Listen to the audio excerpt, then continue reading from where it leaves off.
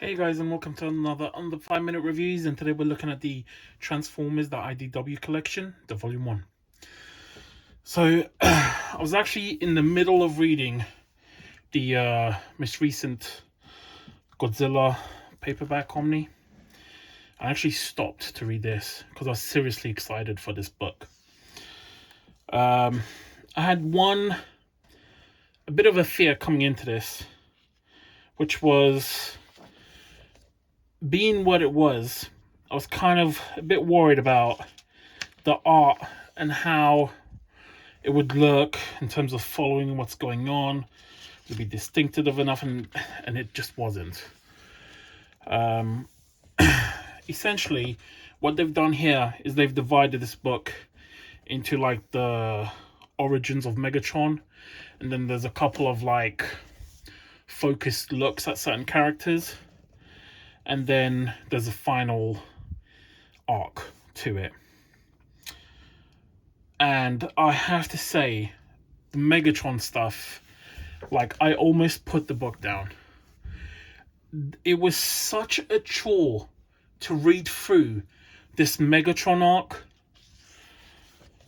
Like, there were points I was just there just for the sake of it, and I was like, I really hope this whole book isn't like this, because it's bad, in my opinion. Like, I'm just not a fan. Not a fan at all. It's actually so bad, I'm frankly, like, to be honest, I'm not sure I'll even pick up the second volume of this. The only saving grace that this had is that when this Megatron nonsense is over, it begins to get a lot better. When they start doing the focuses, the spotlight issues, it gets a lot better. Like, a lot better. I cannot undervalue how good the following issues are. And I don't know if that's because the Megatron stuff is so bad, in my opinion. I mean, I don't know what it was about it. Maybe it was the art contributed to it as well. There really were points where I was trying to get my head around what the hell is going on this page, and the art contributed so much to that. It's just not good. It really wasn't. But then you get to these stories, and it's like, wait a minute, this is fucking cool. It's kind of hard to explain. I forgot what this guy's name is, so I'm just gonna flip back. Yeah, Cliff Jumper. The previous one was okay, but this is kind of where it started to get really good for me. Like, really good. It's a nice story. Like, proper, like, good versus bad. You know who the Autobots are, who the Decepticons are, and it's just lovely, and it's good, and it's just epic. It gets to be really good. It's just such a shame about those Megatrons. That whole Megatron nonsense, I just wish it wasn't even this book. Because now, when I think if there is a volume 2, like, will I get it? And I honestly don't know, because I can't deal with another forced reading, because that's what it was. Getting through that Megatron nonsense, it was forced reading. And I hate that. Like, if I'm going to do a review, I'll read it. And I'll do my best to get into it. See, look at that. It's just so much better. It's so clean. Do you know what I mean? It's lovely. And the stories are good. They really are. Like, the spotlights are like one-shots, you know, until you get to this point. Infiltration. And this was really good. Essentially, what Infiltration is like 6 issues, I think it is.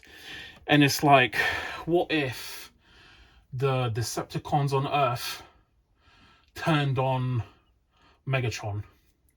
Because they found a new power source. And it was awesome. It really was. Like, I find it's really hard to say whether I recommend this or not.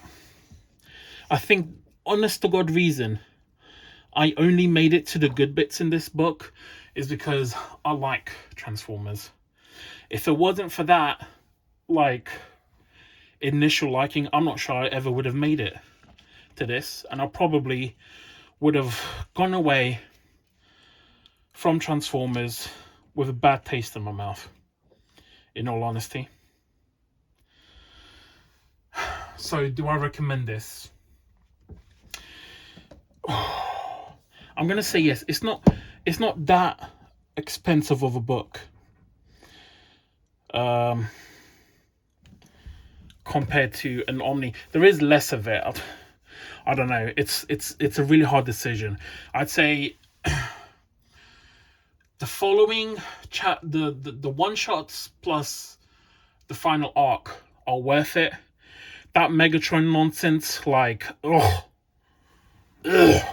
like, it was rough reading, guys. Do you get this? I'd say if you can get this secondhand cheap or try it online first before dipping into this, I'd say do that. 100% do that.